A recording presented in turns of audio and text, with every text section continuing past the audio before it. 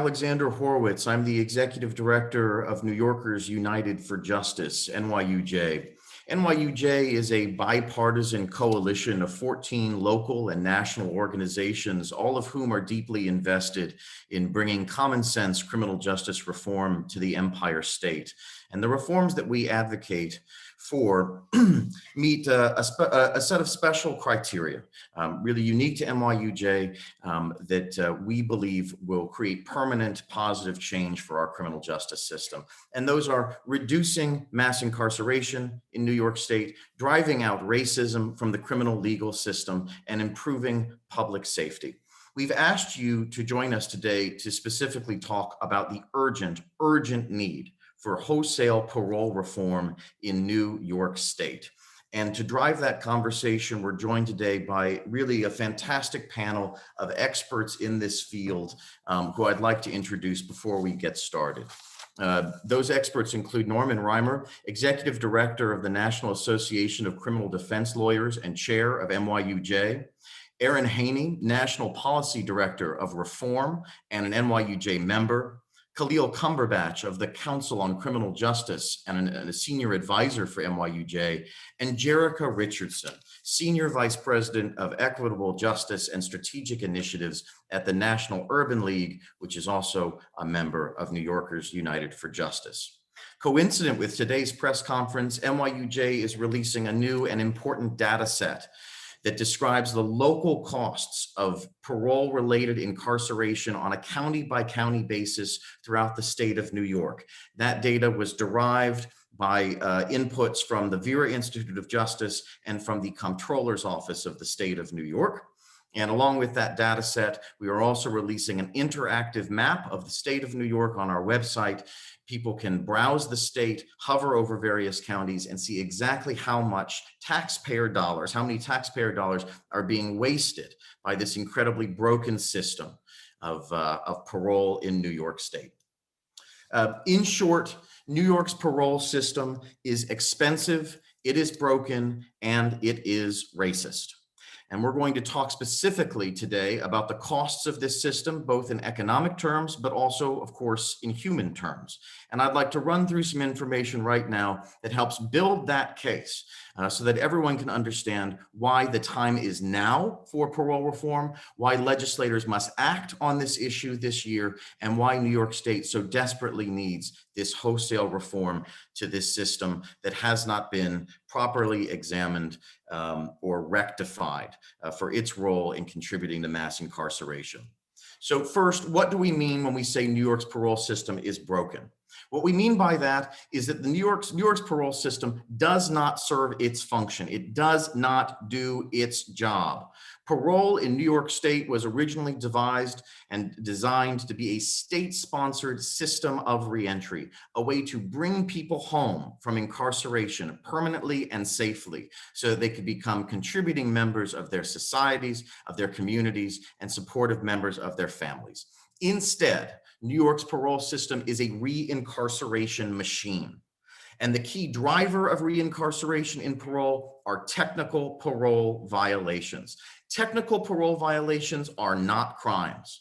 They are the breaking of administrative rules, rules set by the parole system or a parole officer that someone must abide by.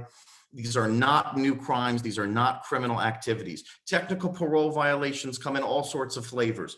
They might include breaking a curfew that has been set by parole. They might include missing appointments with a parole officer. They might include the consumption of alcohol, which is obviously completely legal. Or a technical violation might simply be hanging around someone with a prior criminal history. For any of these types of rule breaking, the parole system can send you back to jail or prison without you ever having committed a new crime. In fact, they can send you back to jail before it has even been substantiated that you have broken one of these rules. In New York State, you can be confined in jail for 100 days while a determination is being made as to whether you have broken a rule. And what happens during that 100 days? You will lose your job, you will lose your housing, and God forbid, you very well could lose your children. How often does this happen? Most of the time. Recidivism in New York State is comprised mostly of parole technical violations. I want to highlight that one more time. When we talk about recidivism in New York State, most of the time we are not talking about new crimes, we're talking about technical violations. 80% of the people who are returned to jail or prison who are on parole in New York State are returned for technical violations, not for committing a crime. And in fact, 41% of all prison admissions in New York State are for technical parole violations. This system is also racially biased. And that comes as no surprise to people who are well familiar with New York State's criminal justice system, that in addition to being broken, in addition to not serving its purpose, it also unfairly targets and persecutes and prosecutes New Yorkers of color. If you are Black in New York, you are 7 times more likely to be on parole than if you are white. If you are Black in New York, you are 12 times more likely to be jailed while you await determination to see if you have broken an administrative rule. Jailed, 12 times more likely. And if you are Black, you are 5 times more likely to be sent back to prison for a parole violation than you are if you are white. But racism also pervades who gets parole in the first place. If you are white in New York State, you are 33% more likely to be granted parole than if you are Black, even if you have the same criminal histories. And if you are under 25, if you are a young person caught up in New York's criminal justice system, it is even more dire. If you are under 25 and you are white, you are twice as likely to be paroled than if you are a young Black person in New York's criminal justice system.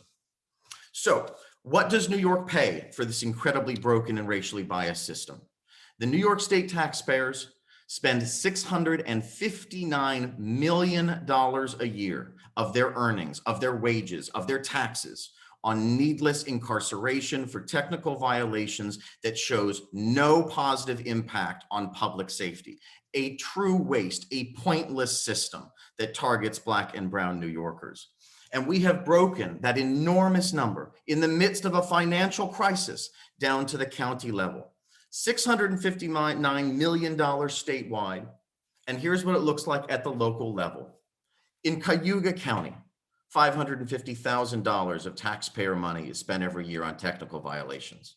On Broome County, $816,000. In Rockland County, $2.5 million.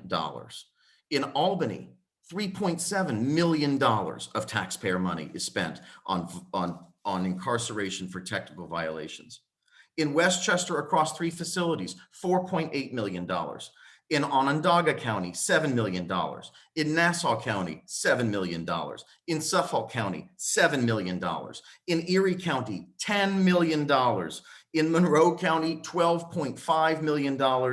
And in New York City, $250 million of taxpayer money is spent incarcerating people for non-criminal acts, over incarcerating Black and brown New Yorkers, and doing it all with no benefit to public safety. That is why the time is now for parole reform in New York State. That is why we need legislators to act this year. With that, I'd like to turn the discussion over to our first panelist, Executive Director of the National Association of Criminal Defense Lawyers and Chair of NYUJ, Norm Reimer. Norm. Thanks very much, Alexander. You pretty much covered the terrain, but I want to just hone in on one aspect of this, which I think is truly if you look at it nationally, New York is really in a disgraceful place. The idea that a mere allegation of a technical violation by a parole officer can put a person in a cage is simply barbaric and archaic. And you just heard Alexander talk about what kind of violations we're talking about: breaking the curfew, missing an appointment, having a drink. I mean, these are not crimes. They don't pose a threat to public safety. But on the word of a parole officer, you can be put in prison.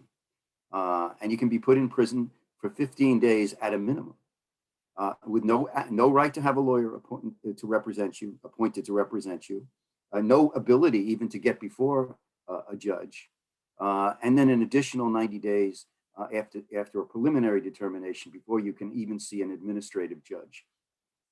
Now you could say 15 days or 100 days. That's not such a big deal. Well, let's think about that for a minute. If you've just returned from being in prison and you have a job, you have a rent to pay, you have children to take care of, all of that is at risk. All of that can be destroyed. So we have a system in which jail should be the last resort and not the first option. But that's what it is in New York. It's the first option, and it's one from which very few people can get out from under this burden once they've been put back into the system. As I believe Alexander mentioned, 40% of all new admissions to jail in New York State are as a result of technical parole violations. That is simply unacceptable.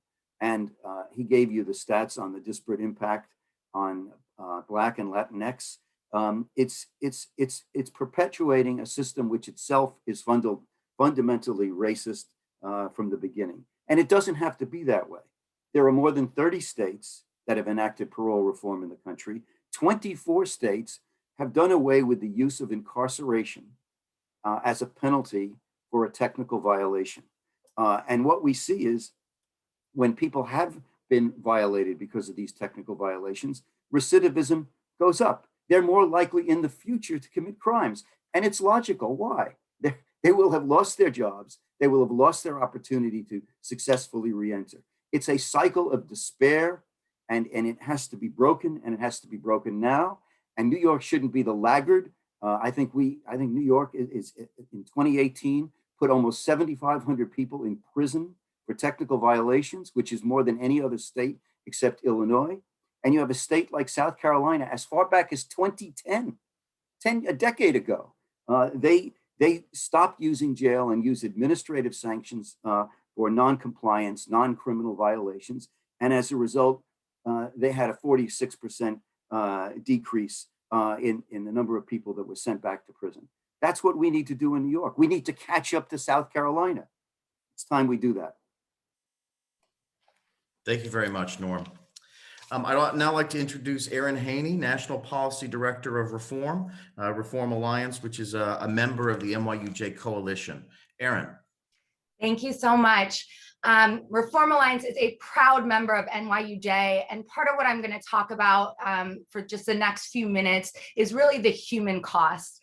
And Khalil is going to do a better job of talking about this than I can, but I am going to focus just a little bit on that. And so I do want to let everyone know that Reform has launched a campaign called Give Life Back, which really drives home sort of the human cost and the ripple effects of parole and the parole to incarceration or parole to prison pipeline. At NYUJ, myself and Topeka Sam work on the Women and Families Committee. So we focus specifically on the impact that parole and incarceration has on women and families. And since 1985, the number of women behind bars has grown by 750%, more than double the rate of men.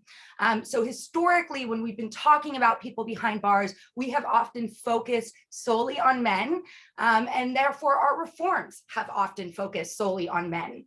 And what we've seen over the past several years is that while those reforms have made a dent in the male population, the population of women behind bars has continued to rise steadily. So it has become more and more important and urgent to ensure that any of the reforms that we are considering and supporting are in fact reaching women and families and have their interests in mind and have their experiences woven through the text of that law.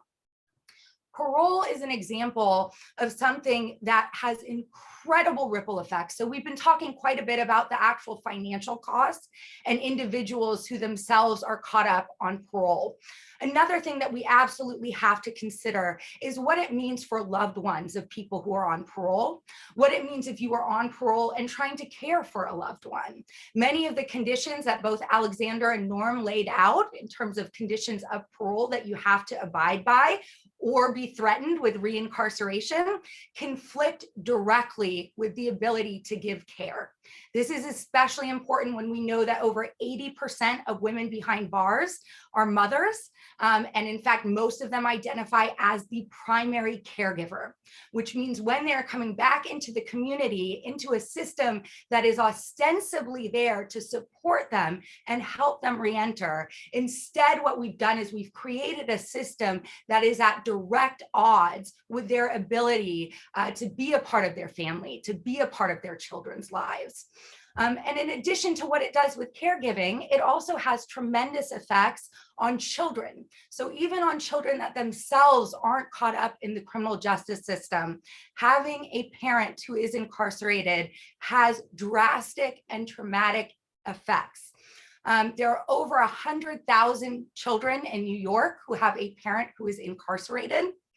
And those children are more likely to end up in the foster care system. They are more likely to end up in the criminal justice system themselves. And as Alexander laid out, what's even more unfortunate is that we know that this also does not affect all New Yorkers equally.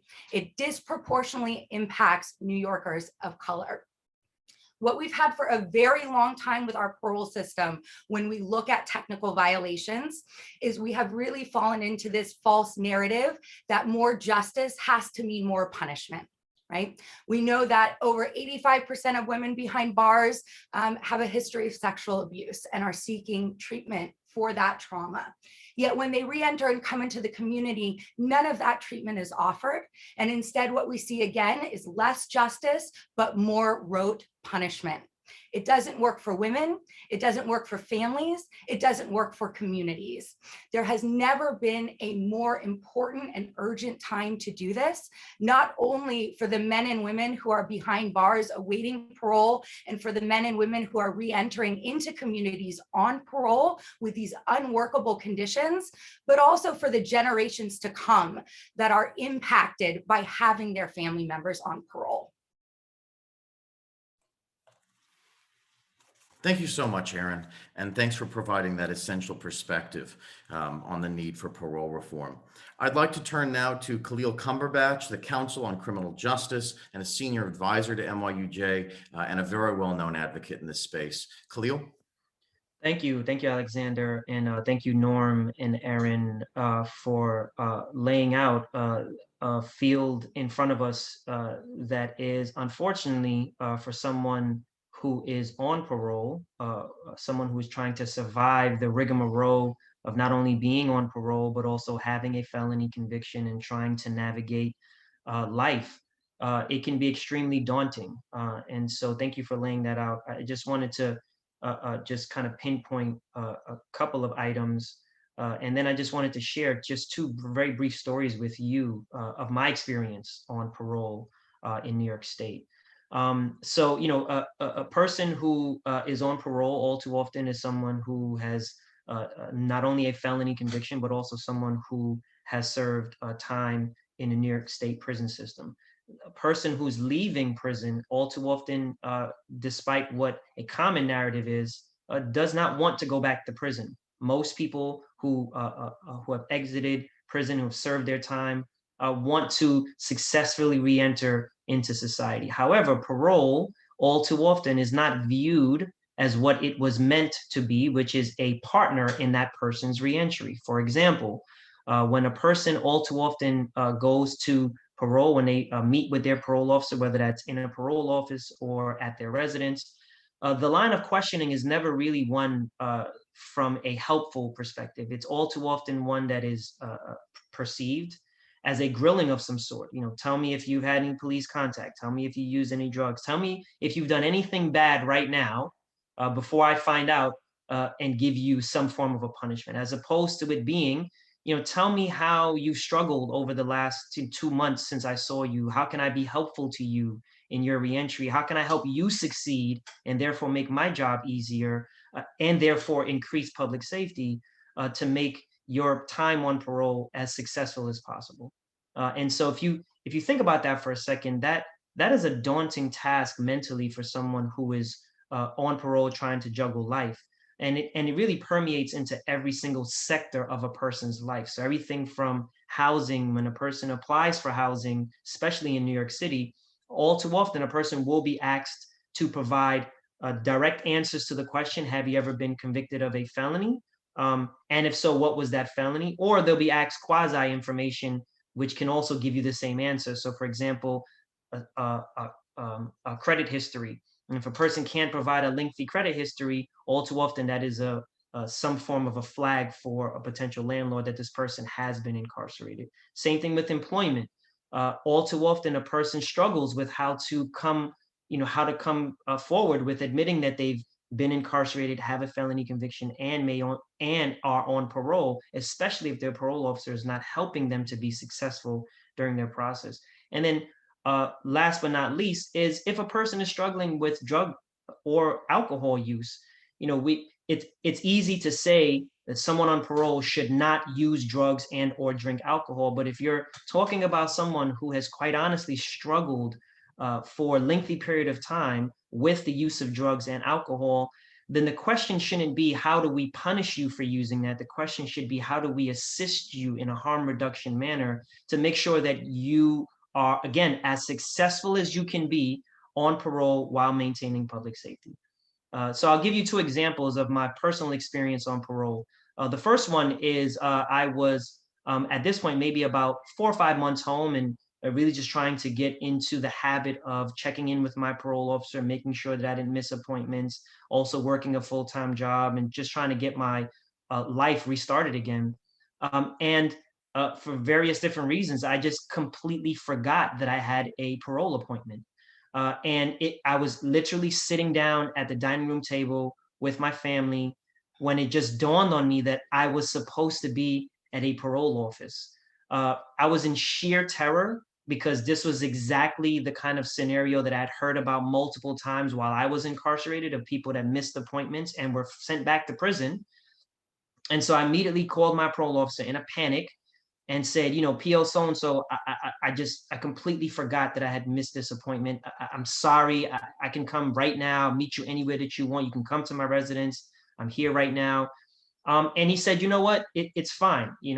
I've gotten to know you over the last few months, and I know that you're the type of person that's taking your reentry serious, as most people do. And I'm not gonna, penalize you in any way. You just come in tomorrow and we'll have a conversation.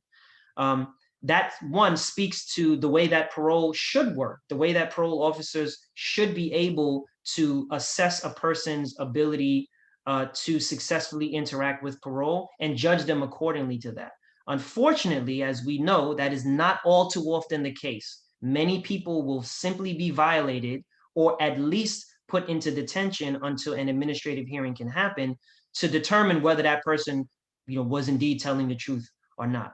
Another example is a couple years later, when I was almost completing my time on parole, I had a different parole officer who was very different in ideological thought than the first parole officer I mentioned. And he had just come to my residence. I had been living there for about a year, and he was my new parole officer. He came upstairs. We were living on the second floor of a 2-family house. The family downstairs also ran a daycare. So he comes in and he says, before he says anything else to me, he says, "Yeah, you're gonna have to move." And I said, "Why is that? I've been living here for more than a year. My other parole officer approved the location." He said, "Yeah, because the people downstairs have a daycare." And so, think about what that means. The person who's talking to me has all of the leverage and has all of the power in that dynamic. How do I question that person in a way to say, well, why is that the case? I don't have, there's nothing about my criminal history that would indicate that I'm a threat to anyone that's downstairs or any of the children downstairs. So I just did what I thought to be the smartest thing at the time was, okay, I'll move. But in hindsight, I wish I would have had more ability to just literally have a conversation with that person and say, I've lived here for a year, has never had any incidences. The people downstairs are also the landlord. They approved for me to live here. Previous parole officer approved for me to live here. I don't see what the issue is.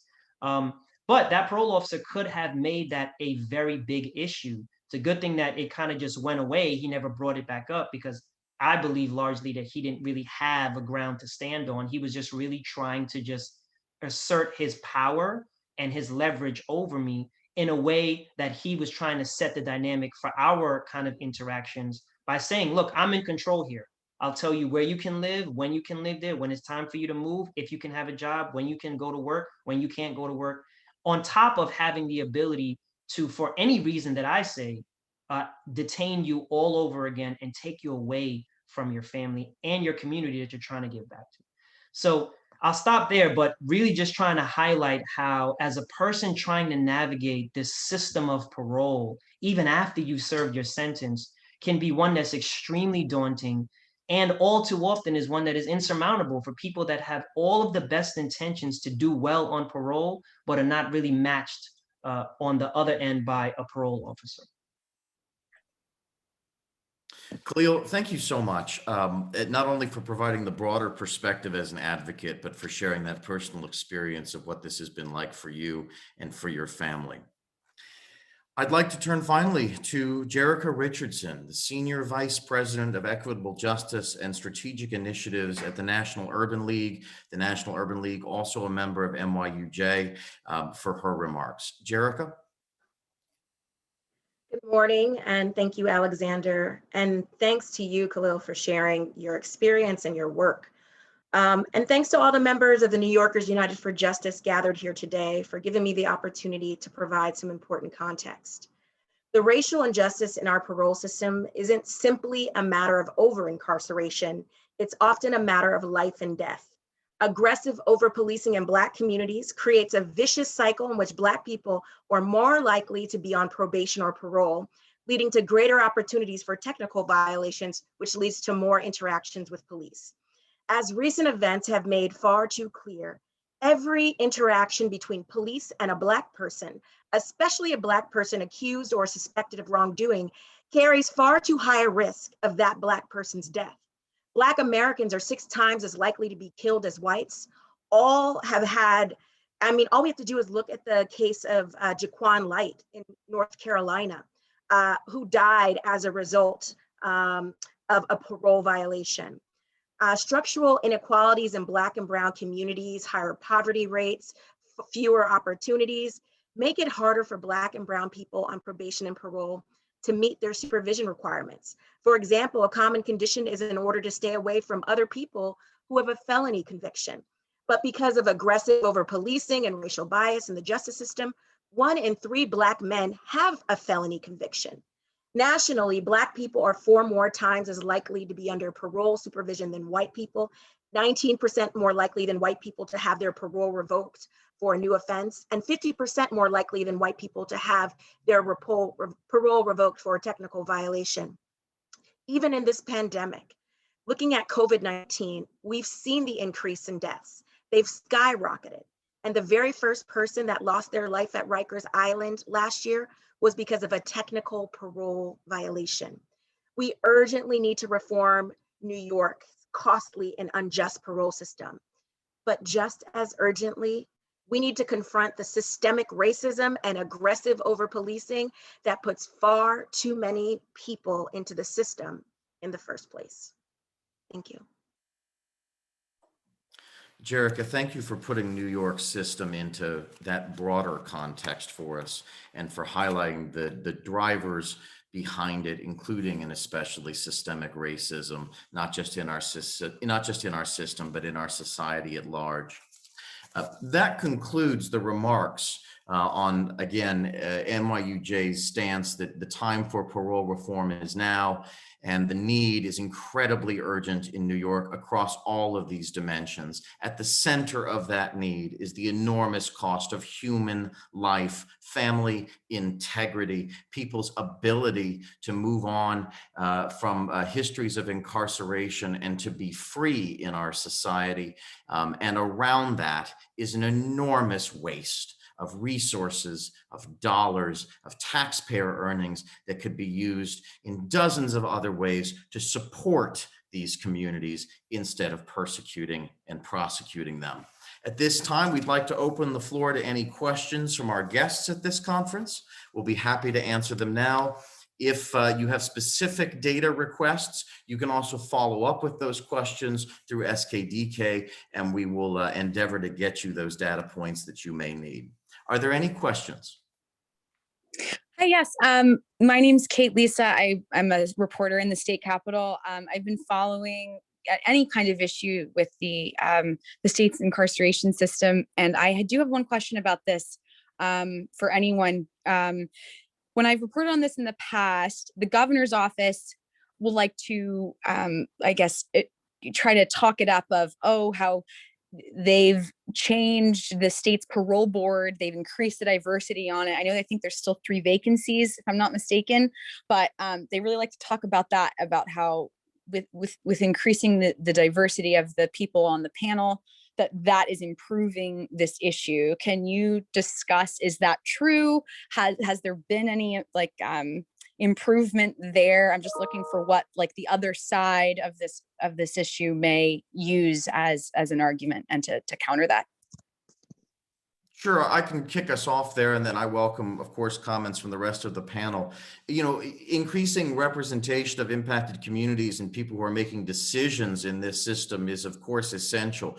But what you said is so important, that there remain these vacancies on the parole board, and that there's no mechanism that requires the state to fill those vacancies expediently. One of the points that NYUJ has made as we've advocated for wholesale parole reform is that the system is broken top to bottom. We've focused mostly, of course, on the most important part, which is its impact on the people of New York, and especially Black and Brown New Yorkers. But the problems with this system do start from the very top. And that is an issue of broken governance in the parole system. So the question we need to ask is, from our perspective, not has increasing diversity on the parole board substantially improved things, because the numbers belie that. We're still reincarcerating people at outrageous rates for non-criminal behaviors with no benefits to public safety. That is not, to us, the most important question. The most important question is, why do these governance problems continue and persist? Why do we not have a full complement on our parole board? Why are parole boards seeing too many cases and not able to apply the proper scrutiny to each one to ensure that the racial inequities in who gets granted parole are finally relieved and equalized, more people are given the opportunity to be on parole, and fewer people are sent back? I welcome any other comments from the panel. I would just note that whatever the governor has done is not going to fix the problem of technical violations, the lack of due process, and the disparate impact. That's going to require legislative action. Thank you, Norm. Are there any other questions? Just wanted to say thank you. Thank you, Kate, and thanks for joining us.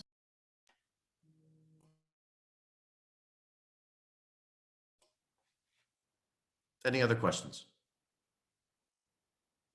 Well, in that case, I'd like to thank you all very much for joining us. And of course, a special thank you to the people who are on this panel: Erin, Jerika, Khalil, and Norm. Thank you all so much for your insights. The time is now for parole reform. We can get this done this year. We need legislative action to make our system safer, fairer, and more just. Thanks for joining us this morning.